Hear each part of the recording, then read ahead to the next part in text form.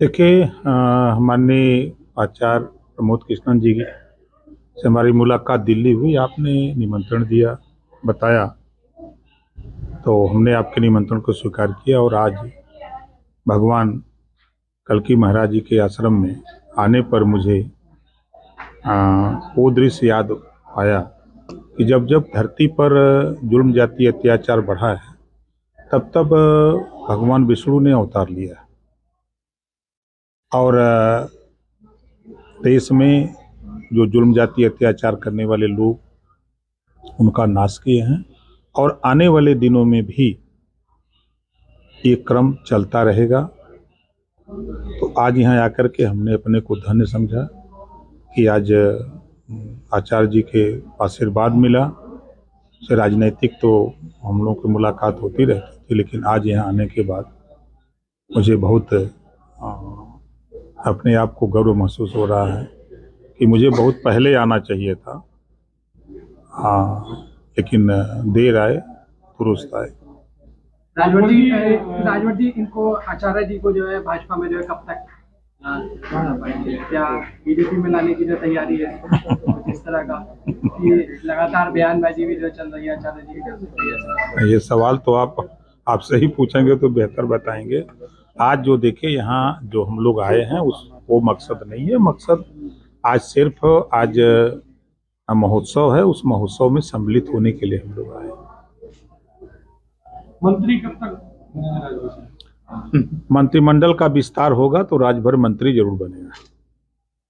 स्वामी प्रसाद मौर्य लगातार समाजवादी पार्टी के नेता है, वो लगातार जो है सनातन पर जो है गलत जो टिप्पणी कर रहे हैं। पहले रामचरितमानस पर और अब महालक्ष्मी के लिए जो की गई। देखिए, वो मानसिक संतुलन खो बैठे हैं, वो संविधान को नहीं मानते।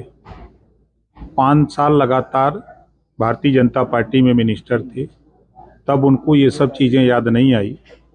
4 बार बसपा की गवर्नमेंट में मिनिस्टर थे, तब भी ये बात याद नहीं आई।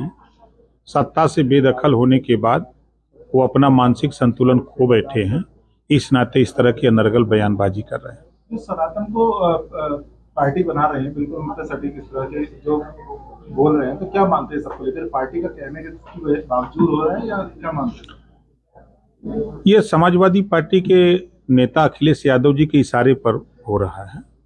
शायद आपको याद होगा, रामलौटन निषाद ने भी एक बार इसी तरह की टिप्पणी की थी। तो उस समय अखिलेश यादव जी ने रामलौटन निषाद को पार्टी से निष्कासित कर दिया था और आज वही बयान उसी तरह की टिप्पणी करने वाले व्यक्ति को बगल में बैठा करके चाय पिला रहे हैं। तो कहीं ना कहीं संरक्षण अखिलेश जी का दिख रहा है। 2024 में क्या रहेगा? अखिलेश कुछ कर पाएंगे इंडिया के साथ? विनाश काले विपरीत बुद्धि। अब समाजवादी पार्टी पतन की ओर है। उसका कारण है जो नारा उन्होंने दिया सामाजिक न्याय की, तो सामाजिक न्याय का नारा दे करके देश और प्रदेश में रहने वाले जितनी भी लोग हैं उनके साथ अन्याय किया। सिर्फ एक जाति के साथ सामाजिक न्याय उनका दिखा और 27% जो पिछड़ों का आरक्षण मिला। 3 सितंबर 2013 को हाईकोर्ट ने कहा था कि उत्तर प्रदेश सरकार 27% आरक्षण का लाभ कुछ जातियां उठा रहे हैं, इसको बांट करके सबको दे। मुख्यमंत्री अखिलेश यादव जी थे, उन्होंने ऐसा नहीं किया। वो हक लूटते रहे और गरीब कमजोर को उनके लोग उनके इशारे पर सताते रहे।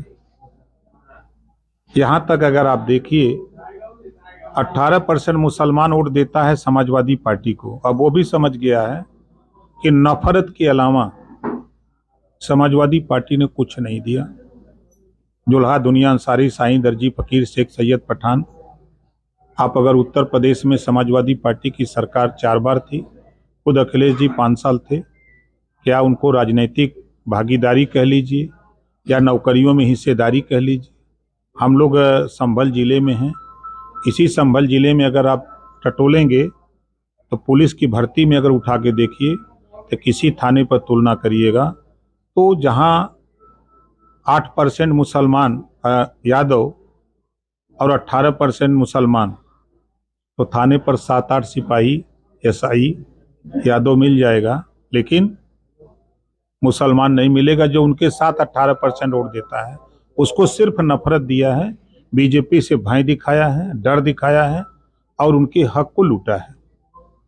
2024 के गठबंधन को लेकर क्या मानते हैं, जो इंडिया नाम से गठबंधन है? देखिए, वो गठबंधन नहीं है। आपने देखा कि खासतौर से जो उभर करके परिदृश्य आ रहा है, मध्य प्रदेश के चुनाव में समाजवादी पार्टी के नेता अखिलेश यादव जी के बयान सब लोग सुने हैं। कांग्रेस पार्टी को यहां तक कह देना कि भारतीय जनता पार्टी और कांग्रेस पार्टी एक ही हैं, दोनों मिलकर लड़ रहे हैं। कांग्रेस पार्टी चालू पार्टी है, कांग्रेस पार्टी को वोट मत देना, ये कौन सा तरीका है?